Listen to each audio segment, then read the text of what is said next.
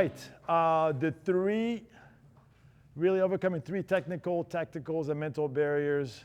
Thank you for ChatGPT to make the title sound a little better. Love that stuff. It's worth $19 a month for now, until you can cancel anytime.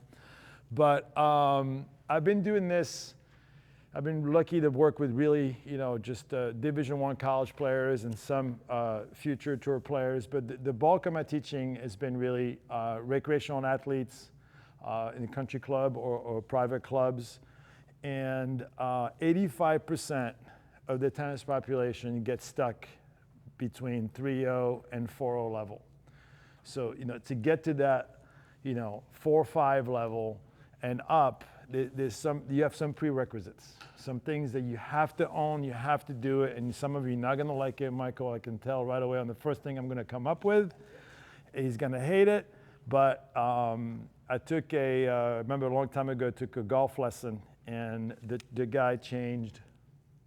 So my philosophy is based on what you guys talked about. The guy changed my grip. And I had a strong grip, weak grip, whatever grip I had, when I held the club in my hand, my head said immediately, there's no freaking way. There is no way I can hit the ball that way. So I went, swung, missed the ground, missed the ball, almost threw out my back, felt so embarrassed. So here I was, like in the shoes of a student. Like sometimes one of my students said, look, trust me, I'm a trained professional. Like I said yesterday, the shit works, so just listen to me, it's gonna work. But changing grips is awful. I mean, especially learning. How many of you have a continental grip? Not you two. No, you two don't count. Continental grip. All the time? No, not all the time. Do you know how to use a continental? You do? You do know how to use it? Okay, good. So what is a continental grip for? How many shots? 16. I mean, I dramatized it a little bit, went to half volley forehand, half volley backhand, but 16 shots, okay? Return a serve, when you're blocking and chipping it, so ball is coming at you real hard, you're gonna have to use your continental grip. Forehand volley, backhand volley, the half volley on each side, the drop volley. Those are the shots that you need when you play advanced level play. So this whole lecture is gonna be, what do I need to get me to that? You play against 4.5s or 5.0 players. You're gonna need all those shots. The body volley, ball's coming right at you. If you don't have a continental grip, it's going to be very difficult to do this and to protect yourself. So I can't stress enough, how important the lobs, the slice lob. I can slice the lob. It's a lot easier to hit a slice lob than the topspin lob. So again, the continental grip. Like you saw today, Doc, right? When we worked on your serve a little bit, we did a little bit of a tweak. You're like, oh my God, I put more spin on it. Hey, I wish I invented it, but I didn't. But that's, you really, really need it. Overheads, the backhand head smash, and of course, the last one. If you ever want to learn to hit, I saw somebody try to hit a tweener. I think he's not here right now. Jason, I saw him far court. The tweener. You need a continental grip to hit the tweener, okay? So, but not that important of a shot. But what my point is, 16 shots. So, when you learn it, the biggest obstacle is that you have to understand the swing path, okay? So people are very linear, which is a whole other topic, but the swing path of a continental grip, okay? So for the volleys, it's gonna be, instead of kind of going, just kind of going, making the ball out in front and punching it, it's an outside in stroke.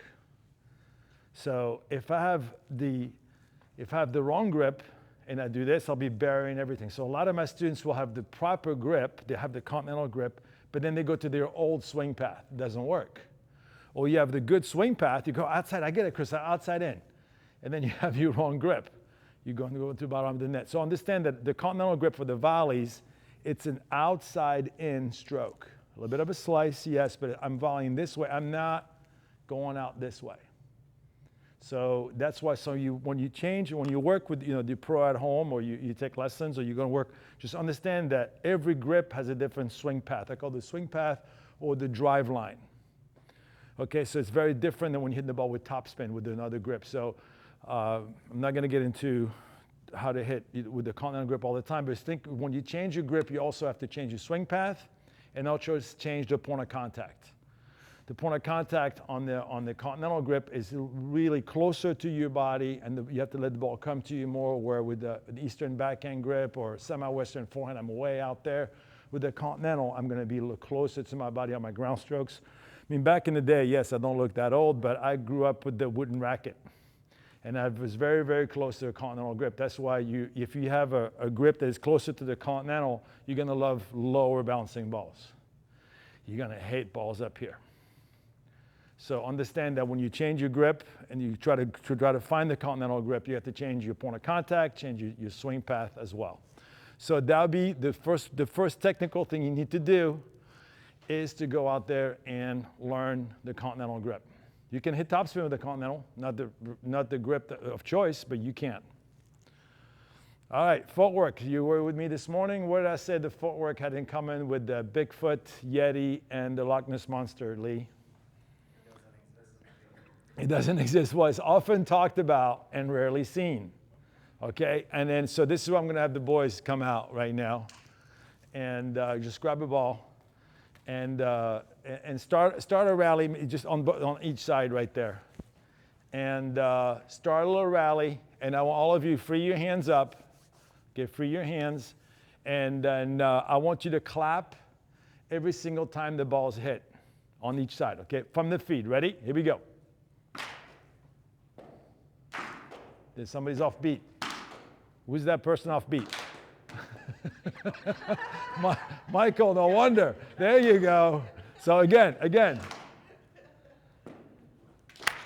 So pretty much every single time, thank you guys. That was exciting. And so that's all I needed you for. That's it for now. I'll get you back out in a minute. Thank you. So my point is the split step is so crucial for when we did approach shots this morning. We talked with Jonathan and Lance. It's something that if you truly know how to do it, you'll realize the value of it, and you will never not do it. And like an old coach of mine, one of my mentors, Mike Raleigh, passed away, a great guy. He had this saying, and people didn't like that saying, but it's like, this split step is you're not good enough not to do it. No one is. You don't get to a level and say, you know what? I don't need to split step anymore. That's how crucial the split step is. So I said this morning, I mean, some of you were on my court, and I'm going to repeat my joke, but I want to invent this little device, a little belt, about 110 volts. Nothing too serious, but every single time the ball is struck on the other side, if my feet are touching the ground, I would get zapped. I mean, I'd be like this, going like, okay, he's about to hit it. Well, that's exactly what happens. I remember a long time ago, there was a video of the Bryan brothers. Can you give me the racket there? I feel weird not having a racket in my hand. Here we go. Thank you. There was a video of the Bryan brothers, and there was from the side like this, and the ball's being hit. And I think they were just warming up on the point, and they were split step. Oh, look at that. You know, they're twins. They have one brain, and they know exactly. They're doing the same thing. So no. I could put Adam and I together. We would be doing the same thing. We would be just hopping at the same time. So you learn to unweight as far as W-E-I, as you wait, W-A-I-T. So you learn to unweight as you're waiting for the ball to see where it is. And then you split, and then you go. It helps you change direction. It helps you stay balanced. And it just, gets you ready for the shot. It's like a wake-up call. The ball's about to come, ball's about to come, ball's about to come. And most people, when they get ready, this is I talked yesterday about how the brain is the oldest organ to evolve. If I said somebody, get ready, what's the first, if it's not a tennis player? You want to go down. They go, okay, I'm ready. In tennis, it's the opposite, okay? I'm ready. You got to get light. So instead of saying, here comes the ball, sometimes you have to know, shit, they're coming at me. You get down, you're stuck. Hence the butt volley comes out because you can't move your feet. So cannot stress enough, okay? So some of you, I think, you have the continental, right? Yep. You have the continental grip. You split step all the time?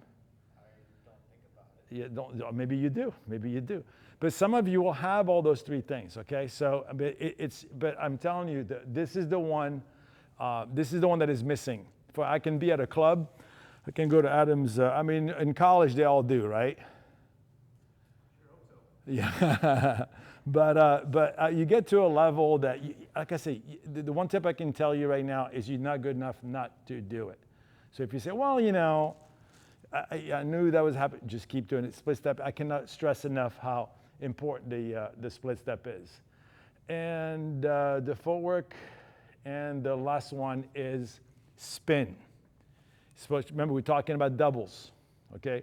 What is the shot you feel that is, from the baseline, that is most important? Don't look at the screen. One of the shots that is at the highest level that you really need. Do you need more topspin or slice in doubles? Highest level. Oh, doubles?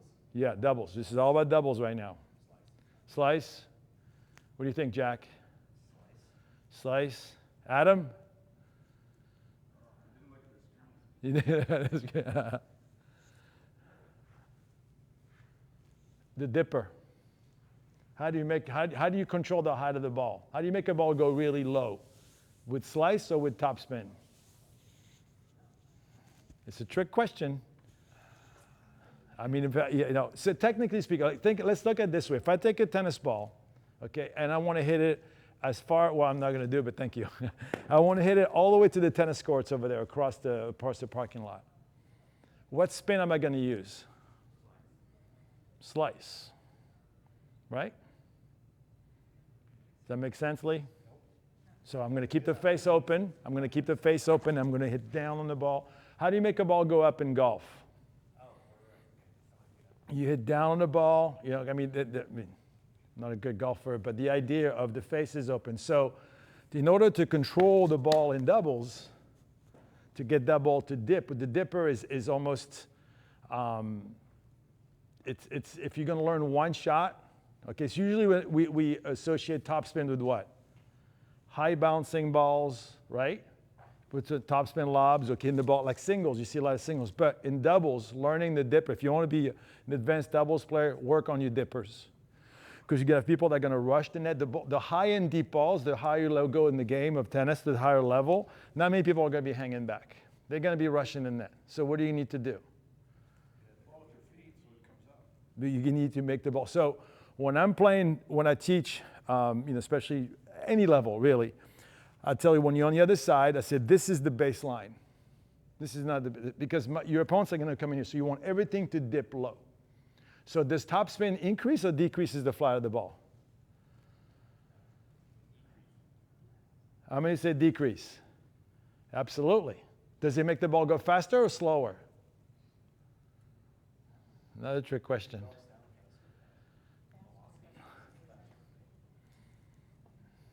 Adam, it's a trick question. I'm just popping it at you. Are you zoning? Are you thinking about your lecture next? Yes, I was actually thinking about my outlines. I know you are. No, the question I'm asking, does topspin make the ball, does it make the ball go slower or faster? Putting more spin on the ball, so continental is slower. It's like a flat ball. But yeah, it's not faster, but not going out. The faster, it's actually, I can slow the ball down by putting some spin on it. It's spinning on itself, but I'm slowing the ball down. When it bounces, guess what? Now it's going to kick. So it's one different way to look at it, but I can slow the ball down. If I can take a ball right here, I can just do this. The ball will drop a lot shallower. It's going to slow it down versus, it's a tough one to figure out, but take a tennis ball, go on the tennis court. Actually, I will slow the ball down to make sure that it comes, Jack, does that make sense? But the topspin will make it bounce shallower. Yes, you can use it. Also, you can use a topspin obviously to the high and deep. But when you have somebody that's coming into the net, the best shot, the dipper, I can't stress enough, as the dipper is the most important shot to master. It neutralizes your opponent. The slice is going to be great for when you get a little closer to the net. This is when you need your angles and your touch shots. So yeah, can you hit a slice drive from the baseline hard? Yeah, but if I choose to hit the ball hard, I'm not going to choose to slice it. I'm going to use slice more for finesse. Slice more when I'm below the level of the net. Above the level of the net, I'm going with topspin. Can I slice it up here? Yes, but I'm not going to choose to do so. I'm below the level of the net, and it's all about this and that little touch. So again, that would be with a continental grip. Okay? So really mastering, work on your spins, work out there. So obviously, the grip that you use on your ground strokes, the more you go towards a semi-western, strong eastern, semi-western, Semi-Western grip, you can work on your top spin, and you obviously for your slices go around the on the continental grip. Any questions? Yes? What is a dipper? There you go. What is a dipper? So it's basically a ground stroke that it clears the net real low, and then it hits short. So it's like if Lee was on the other side, I'm at the net, and he hits the ball hard, a ground stroke, but the ball's going to come over the net. And as soon as it gets over the net, it dips. So he hit it hard, so that ball, but as soon as it comes over the net, it just drops at my feet right away. And when you play advanced players, they're going to really come and crash the net, and that's the shot you want. You try to slice it low at their feet, they'll be quick enough to move up. So learning to make the ball dip. Or you have the baseline, you want to hit it hard, somebody's at the service line. So the goal is, at the advanced level of play, is you don't want to give your opponents balls above the level of the net. You want to get them to volley down here, so they pop it up, and then you can put the next one over. So you got to aim for your opponent's feet, and especially when you're at the baseline. So the top spin. Can I use a slice? Yeah, but the trajectory will be, it's not going to dip and come down right away. So the dipper to me is you take lessons on dippers. To tell you pro, you'll know exactly what I'm talking about. See, I want to learn to dip the ball. I want to dip the ball on my feet. And this is where you don't work on depth anymore or height over the net. You use top spin to keep the ball low and shallow. Too often people associate top spin with high and deep. I really need it for the low and shallow ball. So understanding how the top spin works and slice, sometimes you think that, you can, again, I'm going to use a slice for more of a shallower ball. I can hit a drive slice, but the ball starts spinning this way. It's not the shot that I use for depth. Got it? Okay, move on to the next one. Yes? So does that make with your definition there, does that make the dipper intrinsically a riskier shot, right? A what shot? Intrinsically riskier shot because lower net, lower clearance over the net and trying to get. Well, I have to because my opponents are at the net now. I see. Okay. So it's a different. Yeah, because it's a strategy. It's a strategy. Now, look, if I have a choice, okay, and in front of me I have one up, one back, okay, and I'm at the baseline, I'm not going to waste my time and try to dip at the guy's feet. I'm going to go top spin, high and deep, because my job at the baseline is to do what? To set up my partner. All of a sudden, I got two people coming in. My job now is to do what? Protect my partner. So what am I going to do? Now, it's by choice, I'm going to try to roll it and dip it. So it is a riskier shot, but now it's needed. Does that make sense? Yeah. But I'm not going to use it. I'm not going to dip it if they're both back or if there's a guy that is back at the baseline. And I'll show you in the scorekeeping thing, in the mental part, when I can take chances. But does that answer your question? Yeah. It is definitely a riskier shot, but it's done out of necessity. All right, so this is a little bonus one, and I talked about that this morning. Is I was thinking about when I see most players that are stuck, at that 3-5, 4 level and can't get to the next move, you need to get your shit together. And it's not shit, it's shid. And shid stands for space, height, and distance. The spacing is right, Adam, when you teach. What was the first thing that we encounter all the time? There we go. Look at him over there, right there. This. A lot of that. Okay, and that comes from space, the spacing, but also the more and more I start looking into it, are you too close, or are you hitting the ball too late? What do you think it comes from? Sometimes it's too close. Sometimes you're running right into it. But I'm going to show you that a lot of times, hitting the ball too late is going to make you feel like you were too close. So I'm going to use this white line right here, as this line was the trajectory of the incoming ball. So you guys following me? So this ball is coming towards me, and the net's over there, right? I'm playing against you, Lee. I'm hitting it. So watch now. Watch the spacing. Okay, I'm about 3.5 feet away, and I got the ball right about here. Okay? So, see the spacing? Okay, now, and the ball's in front of me. I make contact in front. Now, I'm not going to change the spacing, but I'm going to let the ball play me, and I'm going to hit the ball late now. What do I look like? What he just did. T-Rex arms, whatever you want to call it. So is that too close or is that too late? Too late. So a lot of times, you know, the spacing is, you want to work on that, but you feel like I got the right spacing, and all of a sudden, whoop, you're back in here. So you could be, literally, I can see some people running in too close to it. But be careful that a lot of times making contact at a 45-degree angle will the distance, I'm going to get to that in a second, but if you hit the ball in front of you, okay, it's going to be very difficult. Even if I'm a little too close right now, watch, I'm a little too close, but I made contact in front. I don't look so far in trouble, don't I? Right? So really contact, the distance is going to be huge. Now, the higher you're going to make contact, I'm a big believer, I mean, because again, I teach recreational athletes that lower ball is a lot easier. So I'm always the first one to say, hey, back up, try to let the ball drop to where you want it, because not too many people have a semi-western grip to handle balls. With your grip, you can handle balls up here. But let's say that you didn't have a semi-western grip of an eastern forehand grip, and I'm going to keep the same distance again. This is a ball that's going to be, now I'm looking at the height, okay? Right about waist level. Now watch if I don't change the distance and the ball was high. See, so if it's a high ball and I couldn't back up, step to the side more. So Michael, right? A lot of time Michael is like a golden retriever, man. He gets to everything, right? He's got fast wheels, but he gets too close to the ball. You know, you're fast, you know, so you get too close, and then so get to the side more. So again, it's that ongoing argument. Are you too close or are you too late? And I think a lot of times you let the ball get behind you. Okay, you had the right distance, and then you feel like, oh man, with Dean, right? Oh man, I'm too close. Well, Dean, if you met the ball out here, look at that shoulder, just dropped it a little bit.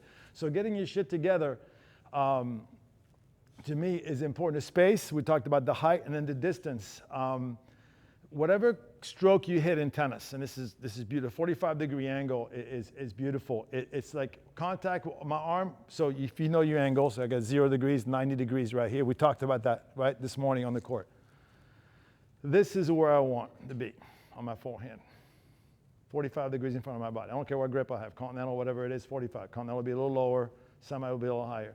Backhand at a 45-degree angle. Volleys, I'm volleying here. This is where so volleys, I'm going to be a lot close. The difference between ground strokes and volleys, I want to be closer to the ball now when I'm hitting volleys. So continental grip, I want to be literally, I call it the face to face. I want to be a little closer to the ball at a 45-degree angle, and right about here. I don't want as much space. I don't want to volley out here unless I have to if it's a good shot. So on the ground strokes, you want to really, it's two different ways to look at it. On the ground strokes, I'm out there, I'm reaching for the ball. I want to be away from it. On the volleys, I want to get closer to it. So this is the reason why I put it in as a bonus little tip was to, you know, the 3 things you got to get better, but all of you got to get your shit together. You got to get those 3, the space, the height, the distance, okay? That will help your strokes, and if it helps your strokes, then you can go on to the next level. That make any sense? Everybody, you can understand that a little bit? Let me get my clicker. Anyway, moving on to, so I'm going to skip because a lot of you are here for the principles of doubles. And then if you don't mind sticking with me a little bit, we'll go over it again. And let's go to the mental part. And so I'm sure if I ask Adam, you know, and ask all different coaches, what do you think the 3 most important part of the mental part, it would probably get different answers from everybody. And to me, again, I'm basing it knowing who my audience is. Recreational players that like to play tennis, you don't make a living out of it. You know, you just go out there and you're weekend warriors, or you play like 5 days, but you just, you know, you're not making a living out of this. And then I always get before matches, I mean, I've been some students a lot right now, I say, don't say that anymore, but I hope I win this match. If you make winning your goal, you are screwed. Okay, winning is going to be a byproduct of all the things I'm going to be talking about. Okay, so telling yourself that I want to go out there, it's going to be pretty much you sabotaging yourself. Now, if you ever watch, World Series is coming up, or Super Bowl, the interview, or the Novak comes out, they put a microphone in their faces. So what are you going to do today? They all have the same line. I'm going to play the best that I can play. And if that's good enough, then I'll win, right? They have that same, but it's a belief like, hey, I'm going to do the best that I can possibly can. And if I win, that's great. And if I lose, I lost, but I gave it my best shot. It's a tough one to swallow when you're getting your butt kicked. You know, to try to say, okay, I got to try to do my best and to accept and sometimes to weather the storm. Like in tennis, what's great, I was talking to Jonathan this morning that plays like an unbelievable golfer, and he said he got really, really nervous. He put the first 3 balls in the water, and then pretty much he was out of the tournament. He was starting 5 over, and he's done. In tennis, you lose the first set 6-love, and be down 5-love, you can still come back. So really to learn to just not to say, oh my God, I'm not going to win, and then you pretty much, you're spiraling, you're sabotaging yourself pretty much. So what are the things that you can think about is don't think about technique either. This is where you got to leave the mindset of the practice or your continental grip. You can't focus on that. The things you can focus on is the things that you can control. Okay, so what can you control on a tennis court? The strategy you're using. The targets. Okay, say I'm going to try to do this part, I'm going to try to do this strategy, I'm going to try to hit that target. Focus on those things instead of thinking about winning or your technique. Technique's got to go. You're not into that training mode anymore. Hopefully you're even if you don't have the right grip, whatever it is, just focus on targets, focus on strategy. And in doubles, talk to your partner a lot. Hey, this is what we're going to do next. It's 30-40, this is what we're going to do. So focus on those things. Please don't make winning, so if I win this point, if I win this point, we're going to win the game. You're screwed. I'm going to take this one. I'm returning serve. I'm going to say, okay, if he comes in, I'm going to keep it shallow and low. Or I'm going to lob the net player for second serve. Or this return of serve, this is where I'm going to go. I'm going to do that. And then, I've seen a few matches. Obviously, we don't have the luxury of having referees. But I've seen a few matches, I don't know if you've seen that, Adam, but like Sinner had won the match a couple times, and he didn't even know it was a match point. Some of the pros, game, set, match, oh yeah, good. So a lot of times they're so focused on what they're doing. Obviously you have a ref, you don't have to keep track of the score. It's sometimes too much in your face what the score is, but just try not to focus too much about that. So don't make winning. The famous line was that when they put the man on the moon, right? That failure is not an option. Remember that famous line from that movie, The Astronauts? Well, failure is an option. This is where your emotional intelligence, your EQ is going to kick in. Okay, that on your best day, you lose 45% of the points you play. Best day. So what is that? 45 is pretty close to what? 50. So pretty much on your best day, you're going to lose almost every other point. So if you accept that right away, instead of saying, oh my God, I lost the point. You start riding that emotional roller coaster, oh my God, I lost this one. It could have been a big point. It's okay. No one is immune to it. Oh, I love it. So I never missed that shot, really? How many times have we heard that? So all of you heard saw online the commencement that Roger Federer did at Dartmouth, right? And then Craig O'Shaughnessy was kind of ahead of the game. He was the first one that did the analytics of the game, and that came out with these stats, which I wish I knew that when I was younger. That he said he won 85% of all of his matches. Now all these matches, he only won 55% of the points he played. Isn't that crazy? If you go back and check some of your matches, and how many times say, oh, you know what? Every game went to deuce. How many times that happened? Every game went to deuce. But you lost the match. This is where I'm going to get to the next thing is the point awareness that's going to piggyback into that. But if you go into a match, right away, again, it's a 50-50 on every shot. So if you have that mindset, it's okay. It's all right. I lost the point. It's okay. How many times you see pros lose the point? And then just walk to the next point. I don't know, Adam, is it with college players you work with a lot or a bit of everything? But when you used to, right? When we watched juniors play, and when I used to coach more juniors, I would go to a tournament, and I could walk out there and tell you who just won the point and who just lost the point. The body language. And you have this freaking emotional roller coaster. It's exhausting just watching. I know why you want leaving, Doc, but I'll email you the rest, okay? I know you're not bored. So accept that you're going to make mistakes. That's all I can tell you. Accept it. It's part of the game. Who wore that tattoo? Stan the Man, Stan Wawrinka. Okay, I love that saying. I love that saying. Ever tried, ever failed, no matter, try again, fail better. Does it say anything about winning in there? Nothing. Okay, that's the mindset that he had, and then he won, what, I don't know, I think he won 2 or 3 Grand Slams? 2 maybe? 2 or 3? 3 Grand Slams? Okay, but you had that mindset. Like, failure is part of it. Deal with it. Play better. Play the next point better. You messed it up. Play the next point better. I mean, it's a mindset you get. I'm not saying go out and get a tattoo, okay? But if you want to, you can. But anyways, try to really accept that you will miss almost 50% of the time. It's liberating. It really is. If you say, hey, if I miss it, I miss it. It's no big deal. So at the end of the day, so if you're always going to lose 45% of the points you play, what are you really playing for? 6% more than the other guy, right? If I'm going to lose 45, you lose 45. We're fighting at 6%.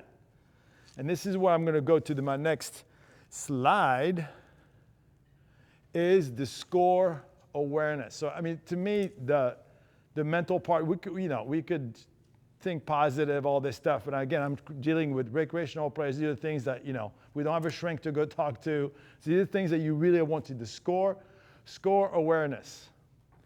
So what's Luca's last name that works for Emilio Sanchez? Lucas, yeah, what's his last name? Whatever. He works with a lot of top players, and I stole that from him, so I told him I'd give him all the recognition for it. It's the value of winning 2 points in a row. So what is if 0-0 is a point combination, 30-40, 15-40, love 40, how many point combinations do you think you have? I think it's kind of written in there, but don't look at the screen. 18, okay? 18 point combinations from 0-0 to love 15, 15, love 30. Okay, you can trust me, it's 18. How many of these, when you won 2 points in a row, you either won the game or you're 1 point away from the game? 13. 13 out of 18. If you win 2 points in a row, you've either won the game or you're 1 point away from winning the game. What does that tell you? I mean, so the small goal right there, like you're winning 2 points in a row. It says, oh my God, I got to win a set. I got to win 15, 30, 40, 4 points in a row. If you can string 2 points, that doesn't seem too difficult, right? It's an easy goal to focus on trying to win 2 points in a row. So again, this is what I talked about earlier about the score awareness. So again, it's the mental part. Instead of, say, okay, what is the score? What are we doing now? So when to take chances on low percentage shot. The SS stands for, my students know it back in Florida, is stupid shit. Okay? I mean, a month ago, I'm coaching a tri-level team. I coach about 6 different USTA teams, tri-level. So 4-5, 3-5, 3-0. 4-5, 4-5, 4-0, 3-5. We win the 4-5 line, we lose the 4 line, comes down to the 3-5 line. 10-point tiebreaker for the third. We were down, I think, quite a bit. I think it's neck and neck. Anyways, it's match point for the other team. And Cynthia Kroom, I could use her name because maybe she won't watch this video, but she's about to return the serve. I'm like, Cynthia, just get the point started cross court. Just, I love that Jonathan's Stokey said about your opponents are dying to lose the point. Let's get the point started. And what does she do? Goes right to the net player. The net player sticks her racket out. Boom. Game, set, match. Stupid shit. Like low percentage shot. So my point is just try. So when do you have a chance to do stupid shit? When you're up by 2. To me, I have a law. You're up by 2. So when you're the do score player, you're going to have 2 chances to do stupid shit. Okay, love 30 or 30 love on the deuce court, okay, or 15-40. I mean 40-15 or 50, depending on who's serving. So you have 2 points. It's like in baseball, it's called a pitcher's count. What's a pitcher's count? Anybody play baseball? It's like 2 strikes and no balls. So you pretty much, the guy is like, he's got 1 more strike and he's out. So you can throw a ball in the dirt and you're hoping that the guy will swing at it. So you can throw a bad pitch. So you can take a chance. So when you're in the deuce court, I call that plain vanilla. I mean, you can put sprinkles or you can go chocolate swirl. It means just go out there and take a chance. Okay, so when the score is that, please try to do that. At court play, you're going to have 1 chance to do stupid shit. Okay, love 40, that's it. May take a chance right there, but try to really, go for low percentage shots. Okay, so again, being aware of what the score is, the recreational, sometimes we forget. You forget what the score was. You know, so that helps you focus. Okay, let's focus on the score. This is something you can control. You can control what the score is at that moment. And then, so the no stupid shit is plain vanilla, no sprinkles. So to me, as we talk about the scorekeeping, the most important game combination is at 15-30 or 30-15. Because you're either 1 point away from having 2 game points, or you're 1 point away from being down 2 game points. All right, so that's the crucial part of the game. And this is what, to me, when I watch like Novak and the big three, okay, they have really good, they played those points solid. They just, that's the difference. At the end of the day, that's 6%. So understanding the score, that's really going to help you fight for that 6%. Any questions on the score? Anything? No one? Got it. Adam, you have any questions for me? Just kidding. Say that again? I think Brad Gilbert calls it the setup point. Setup point, yeah. Yeah, no one, or sometimes they say, you hear the commentators go, you have a half a chance. Like you were not able to break the guy, all of a sudden you're looking at 15-30. Okay, if I play a good point, I got 2 break points coming up. So be aware of the point, be aware of your shot selection when those points happen. All right, so this is where, to me, the 3 different ways that you can really, you really help yourself out. So remember, the first one is don't make winning your priority. Can't stress that enough, okay? Just set some simple goals. Number 2, it is okay to miss. Like Jonathan said in his, it's okay to hit double faults, okay? It's part of the game. I mean, you don't want to hit too many of them, obviously. But, and then the last one is understand the value, to me, the value winning 2 points in a row is huge, huge, huge, huge. All right, so let me go back to, where are we? Yep. So this will be eventually my website. I had one a long time ago, but I got away from the web stuff. But Across the Net, that was a pretty cool name because that's what I do. I'm across the net from you guys all day long. So let me go back to, so who was here for that yesterday? All of you? All of you were here? Do you want me to go through it again with you? But I want to show, I'm just going to do the strings with everybody. We're going to do it on the court. Okay? And then, Adam, you're going to have some time to, you guys, could you help me out with the racket right here and undo this? And double strategy is understanding the court that you're covering. And I call it centering. Learning to center yourself in the middle of your opponent's shot selection. Michael, did that make sense yesterday? What did you get out of that?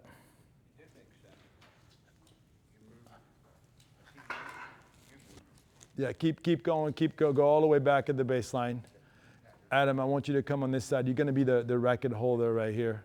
Just keep, I'm going to start walking that way. There we go. So keep going. I want you guys to go at the baseline. Lance, if you can be on the ad court, and then you can go all the way. What's the guy on the kid on the left? Andrew. Andrew, you stayed right in the middle. Was it in the middle? Harper, you can stay in the middle. Keep going back to the baseline. Keep going, as much slack as you want. So if we were to play singles, okay, so keep coming back, go all the way to the tee if you can. Here we go. Yeah, no, keep coming. How's your arm doing? Here we go. All right, you guys, come on the court with me, okay? Let's make this interactive a little bit. All right, keep coming back. So Adam right now, so this is where, actually you guys are gonna go on the other side. You gotta keep going back to the baseline if you can. Give me a little bit more, guys. A little bit more so Adam's arm doesn't, so stay right, playing singles right now. Here we go, just go singles, to tighten it up a little bit, don't give him too much slack.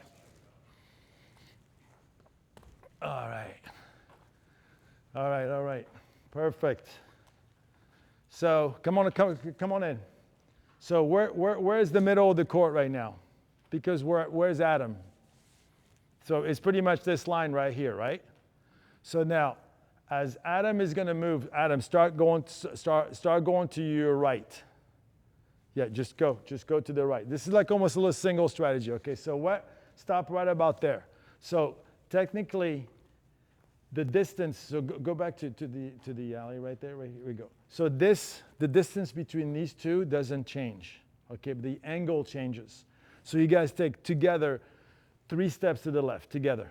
All 3 steps, to the right, sorry, to the right. 1, go ahead, to the right, Andrew, to the right, 1, 2, 3, so right about there. So now, where's the middle now? Over this way more, because pretty much the angle of this possible, so can you hit it right here? Yeah, you can, but that's a pretty risky shot. Okay, so what you're trying to find all the time is the middle of your opponent's shot selection. Now, it gets a little complicated in doubles. So stay over there. Lance, you're right here in the middle. Perfect. There you go, boom. Perfect, stay right there. So look how far he moved over when he moved over that way. So maybe go, maybe a little more this way. There you go. So when you're playing doubles at the baseline, this is when you don't follow the ball, right? Because if Adam moved that way, if I was this player, if I followed the ball, where would I have moved? This way. But at the net, what do? I do follow the ball. Because this is what, you've heard of cutting off the angle? Do you know what that means? What does that mean, Larry? Yeah. Do you see right now, by me being here, okay? Look how close I am to these 2 lines. Cut off the angle, right? Once, I don't have to move my feet. If I stayed far back there, how far away am I from these 2 spots? Pretty far, right? So if I think that Adam right now is winding up and he's not going to lob me, he's going to try to pass me. Okay, I'm right here and I see that he's winding up. What's my move? Get closer or further back? Get closer. So this is what you do, is you get, so do you understand me? So he can go right here. We've got to give him that. He can go over there. We're going to give him that. So understanding that wedge right here that comes out. So you see, even though Andrew is way out there, doesn't matter because this is dead space right here, but he can hit the ball right here. Okay, so how do I cut off that angle? Getting closer and closer to the middle of the court. Okay, so this is where now, when you play doubles, and I wish I was going to do it again, but think about, let's say, Dean, come next to me right here. Now, when Dean and I are playing together, okay, I have those 3 lines if he's coming to me. Right? Dean has his own 3 lines if the ball was coming to him. You guys understand that? Does that make sense? So I'm right here. So I got the middle right here. Okay, so all 3 of you guys shift over there to that half of the court. So I was here for my middle. Keep going, keep going, keep going. Keep going, right. You stay, Andrew, stay in the middle right there. Okay, so remember my middle, that middle is here, right? Where's his middle? So put the thing right between your legs, man. There you go. His middle is right there. So the saying that I hate is, who's got the middle of the court? Because this is the middle of the court. I'm in the middle of his possible shot selection. He's in the middle of his possible selection. If the ball comes between us in the middle, whose ball is it? Mine, right here. You know what I'm saying? But I hate that we say this is the middle. This is not the middle. I wish these lines could get ripped out. I'm in the middle right now where Adam could possibly. How's your elbow doing there, Adam?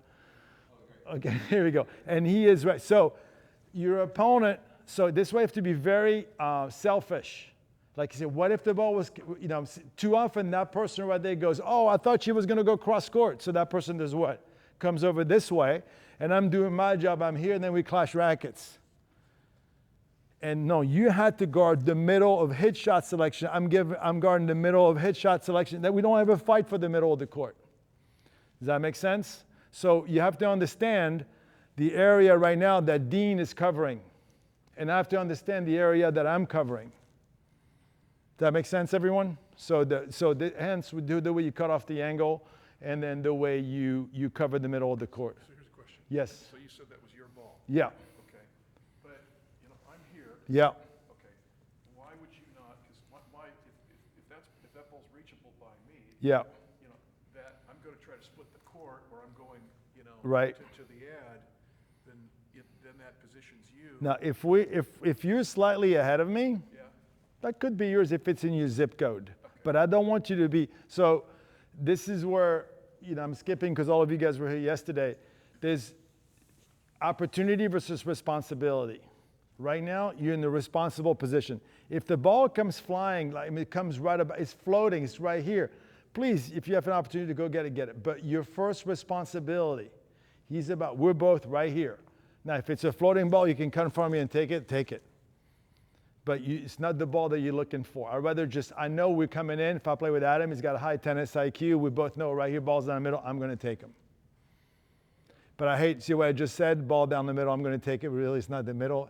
The ball was in my middle. I'm kind of tainted that way. Ball down the middle. It's not, I'm always, so to me, centering is what you have to think about. I'm going to be in the center. And if you play with somebody that doesn't play that way, don't worry about it. Okay, just to always find yourself in the middle of your opponent's shot selection. So learning to centering yourself, okay? Adam, I ask you, you can relax your arm. Put the racket down and relax, and we can bring the balls in later. Let's just put the cans down. Adam, come over here. Some coaches coach that way, and some coaches don't. And I'm always curious. I'm kind of the odd one on over here because when I met Gigi Fernandez here, maybe 10 years ago, we did a congress, and she was a big believer in the staggered position. You know what the staggered position is? It's one that, like I said, Adam goes a little closer to the net, and I'm kind of playing here, okay? I'm anti-stagger. Okay, how about you? What are you? Are you pro-stagger? Only when it goes to outside shot. Okay, outside. Yeah, Is that when you work with kids? Yeah. Okay. I mean, it's people who will hunt. Yeah, people that will move. Yeah. Okay. When I play with my, no knock on my recreational players, but some people are not the fastest. So this is where I drew those zones on the court. A is the deeper zone on the court, B, C, and D. So I wish the cones were on the other side, but you can. So if Adam and I are playing together and we put a ball in zone A, a deep ball in zone A, what's most likely going to come back? A drive or a lob? A lob. So if we both have the same education, what are we going to do? We're going to hang back more. We're going to be we're going to be closer to the line than the net together. So this is where I don't believe in, because if Adam is all the way over there, even I'm getting a little older now, a lob over there, I'm like, dude, it makes sense that guy will get there, but not many recreational players can go from here. So what I'm trying to get you to do is educate yourself. If it's a deep, deep ball, let's both see the same thing. Now, a lot of pros will do that. Why? Because they're freaking fast. Okay, Lance is still pretty quick. I'm not. So Lance can hang out behind me and go get that lob. But most of my, like I said, my audience for the last 35 years has been recreational players. I tried the stagger, and then when that ball goes over that net player, that person that was right here, see the ball's there, they go, no freaking way. But how about if you, instead of getting all the way up close, saw the lob coming and backed up right away?